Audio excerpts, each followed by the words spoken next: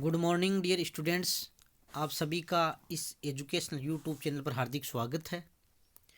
प्रिय विद्यार्थियों, पिछले वीडियो में हमने सम्राट हर्षवर्धन की उपलब्धियों के बारे में चर्चा की थी और आज हम पल्लव वंश के शासकों के बारे में अध्ययन करेंगे। दक्षिण भारत में 6ठी शताब्दी में एक वंश का उदय हुआ था जो कि पल्लव वंश था। दक्षिण में पल्लव राजवंश का उदय उस समय हुआ जब सातवान साम्राज्य का विघटन हो गया था। प्रारंभ में पल्लव सातवानों के अधीन शासक थे, परंतु बाद में वाकाटक कदम वंशों की भांति पल्लवों ने भी अपनी स्वतंत्र सत्ता स्थापित की तथा 6ठी शताब्दी ईस्वी में इस वंश की स्थापना हुई थी। 6ठी शताब्दी में पल्लव वंश की स्थापना सिंह विष्णु नामक व्यक्ति ने की थी और इसने अवनी सिंह की उपाधि धारण की और इसके दरबार में महाकवि भारवी रहते थे जिन्होंने संस्कृत भाषा में किरातार्जुनीयम की रचना की। इम्पोर्टेंट है, किरातार्जुनीयम जो ग्रंथ है उसकी रचना भारवी ने की थी, तो ये उनके काल में था। और सिंह विष्णु के समय मामल्लपुरम का आदिवरा गुहा मंदिर का निर्माण करवाया गया। तो ये प्रथम शासक के बारे में विवरण है। उसके बाद में महेंद्र वर्मन प्रथम 600 से 630 ईस्वी तक शासन रहे और इनका समकालीन चालुक्य के साथ सम्राट था पुलकेशिन द्वितीय। पुलकेशिन द्वितीय ने महेंद्र वर्मन प्रथम पर आक्रमण कर पल्लवों व चालुक्यों के बीच लंबे समय तक चलने वाले राजनीतिक संघर्ष को शुरू किया। तो जो पल्लव वंश के शासक थे महेंद्र वर्मन प्रथम, इनके समय में चालुक्य और पल्लव संघर्ष जो चला है उसकी शुरुआत की थी। और इन्होंने यानी महेंद्र वर्मन प्रथम ने मत विलास प्रहसन नामक हास्य ग्रंथ की भी रचना की थी। तो ये भी आपको ध्यान में रखना। और प्रसिद्ध संगीताचार्य रुद्राचार्य उनके संगीत गुरु थे। महेंद्र वर्मन के बाद में नरसिंह वर्मन प्रथम 630 ईस्वी से 668 ईस्वी तक शासन किया और उन्होंने महामल या मामल की उपाधि धारण की थी।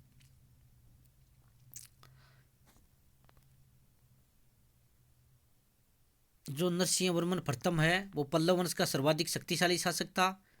उसने अपने पिता की पराजय के अपमान का बदला लिया। उसने पल्लवों की सैन्य शक्ति को पुनः संगठित कर उत्तर दिशा में विजय यात्रा प्रारंभ की और चालुक्य सम्राट पुलकेशिन द्वितीय को 3 युद्धों परियाल, सुरमार और मणिमंगलम के युद्ध में परास्त किया। वातापी जीतने के उपलक्ष्य में वातापी कोंड तथा महामल की उपाधि धारण की। काफ़ी कॉम्पिटिशन एग्जाम्स में भी क्वेश्चन आता है और आपके भी परीक्षा में आ सकता है कि महामल्लम या मामल की उपाधि किसने धारण की, तो ये आपको ध्यान में रखना है। नरसिंह वर्मन प्रथम के शासनकाल में 641 ईस्वी में चीनी यात्री वेनसांग कांची आया था और उसने कांची के राजा और वहाँ के प्रजा की प्रशंसा की है। उसने पल्लव प्रदेश को रत्नों का आकार कहा है। उसने मामल्लपुरम या महाबलीपुरम भी कहते हैं एक नए नगर की स्थापना की। इस नगर में उसने अनेक विशाल मंदिरों का निर्माण करवाया जिनमें से धर्मराज मंदिर अब तक विद्यमान है।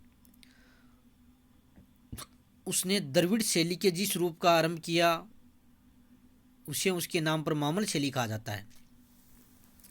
तो पल्लव वंश का सर्वाधिक शक्तिशाली शासक था, तो यह आपको ध्यान में रखना है। इसने कई उपलब्धियां अर्जित की थी और उसने महाबलीपुरम नामक नए नगर की स्थापना की और जो द्रविड़ शैली मंदिर निर्माण की जो द्रविड़ शैली है और इसके समय में जो शैली विकसित हुई उसे मामल शैली कहा जाता है, ये भी आपको ध्यान में रखना है। इसके बाद महेंद्र वर्मन द्वितीय शासक बना और उसका शासनकाल छोटा ही था, कोई विशेष उसकी उपलब्धि नहीं थी। परमेश्वर वर्मन प्रथम का समकालीन चालुक्य सम्राट विक्रमादित्य प्रथम था जो कि पुलकेशिन द्वितीय के समान ही वीर और विजेता था। विक्रमादित्य प्रथम ने न केवल वातापी को पल्लवों की अधीनता से मुक्त किया, परमेश्वर वर्मन प्रथम ने विद्या विनीत व पल्लव महेश्वर की उपाधि धारण की। उसके समय में मामल्लपुरम का प्रसिद्ध गणेश मंदिर का निर्माण हुआ और विद्या प्रेमी होने के कारण उसने विद्या विनीत की उपाधि भी धारण की थी। ये भी आपको ध्यान में रखना है। नरसिंह वर्मन द्वितीय, जिस प्रकार से पल्लव वंश में नरसिंह वर्मन प्रथम सर्वाधिक शक्तिशाली शासक था, उसके समानांतर या उसके बाद में हम महत्वपूर्ण शासक कह सकते हैं नरसिंह वर्मन द्वितीय को। शासनकाल शांति व्यवस्था का शासनकाल था और अपनी शक्ति को उसने काफ़ी मंदिर निर्माण में लगाया। कांची का कैलाशनाथ मंदिर व ऐरावतेश्वर के विशाल मंदिर और मामल्लपुरम के अनेक मंदिर उसी के समय में बनाए गए हैं। तो ये आपको ध्यान में रखना है कि नरसिंह वर्मन द्वितीय के समय, जिसने राजसिंह की उपाधि भी धारण की थी, उसके समय दो बड़े मंदिरों का निर्माण हुआ, कांची का कैलाशनाथ मंदिर और महाबलीपुरम का शोर मंदिर। और उसकी राज्यसभा में प्रसिद्ध लेखक दंडिन रहते थे, जिन्होंने 10 कुमार चरित तथा काव्यादर्श की रचना की। तो ये भी आपको ध्यान में रखनी है। उसने राजसिंह, शंकर भक्त व आगम प्रिय की उपाधियां धारण की थी और राजसिंह शैली के मंदिरों का निर्माण करवाया था। इसके समय में मंदिर निर्माण की द्रविड़ शैली थी, उसका जो रूप था राजसिंह शैली कहलाती है इनके नाम पर। तो इन राजसिंह शैली के अंतर्गत उन्होंने मंदिरों का निर्माण करवाया। उसने राजसिंह, आगमप्रिय व शंकर भक्त उपाधियां धारण की और नरसिंह वर्मन द्वितीय ने कांची में संस्कृत महाविद्यालय की स्थापना भी की थी, घटिका में। ध्यान में रखना है। तो ये भी आपको ध्यान में रखना है। परमेश्वर वर्मन द्वितीय को चालुक्य नरेश विक्रमादित्य द्वितीय से अम्पांजन संधि करनी पड़ी और जब उसने इसका प्रतिकार करने का प्रयास किया तो चालुक्यों के सहयोगी गंग शासक ने उसे युद्ध में पराजित करे मार डाला। नंदी वर्मन द्वितीय, परमेश्वर वर्मन द्वितीय की हत्या के बाद राजसत्ता के लिए गृह संघर्ष छिड़ गया और गृह कला का अंत करने के लिए प्रजा के प्रतिनिधियों ने नंदी वर्धन पल्लव को 12 वर्ष की अल्पावधि में शासक बनाया। वह पल्लवों की दूसरी शाखा सिंह विष्णु के भाई भीम वर्मन का वंश से संबंध था। तो इस प्रकार हम देखते हैं कि जो ये नंदी वर्मन द्वितीय है, ये है पल्लव वंश का अंतिम महत्वपूर्ण शासक, इसको हम कह सकते हैं। इसके बाद में नंदी वर्मन, उसके बाद में दंती वर्मन शासक हुआ। वह नंदी वर्मन का पुत्र था और उसकी पत्नी रेवा से उत्पन्न हुआ था। दंती वर्मन को उसका महासामंत अधिपति कहा गया है। दंती वर्मन को पांड्यों के आक्रमण का भी सामना करना पड़ा। पांड्य नरेश वर्गुण प्रथम था, उसके पुत्र श्रीमान ने दंती वर्मन पर आक्रमण किया था, कावेरी क्षेत्र पर अपना अधिकार कर लिया। नंदी वर्मन द्वितीय, दंती वर्मन की मृत्यु के बाद उसका पुत्र नंदी वर्मन तृतीय शासक बना। वह पराक्रमी था, उसे कावेरी द्वारा सिंचित प्रदेश का स्वामी कहा गया है। तो इस प्रकार नंदी वर्मन ने अपने वंश की पुरानी प्रतिष्ठा को पुनः प्राप्त कर लिया था। उसने कावेरी क्षेत्र पर पुनः अपना अधिकार सुदृढ़ कर लिया।